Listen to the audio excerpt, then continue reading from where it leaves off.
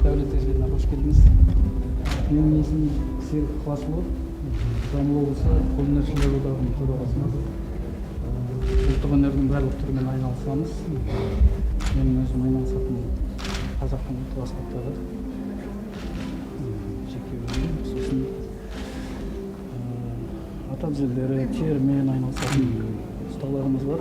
Бүгінгі таңда 6 түрлі ер тоқыммен спорт тобы бар, басқасы бар. Соны 6 түрмен айналысамыз.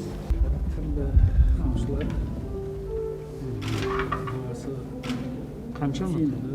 Мынау 16 мың. Мыналар 10 мыңнан басталып, сол 20 мың бүгінде.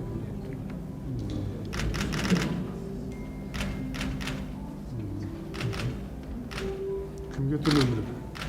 Бір қамшаны қанша? 16?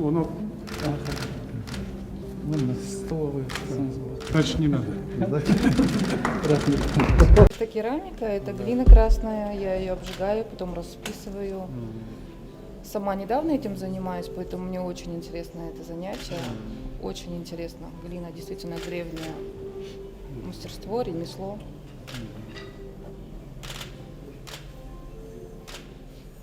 Интересно, да?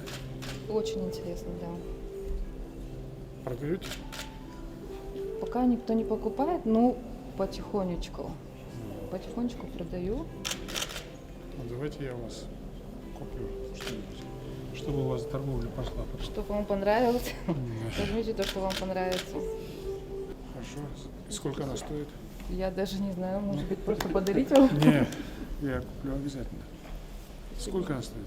Я даже не знаю, как вы оцениваете. Хорошо. Нормально? Да, спасибо вам.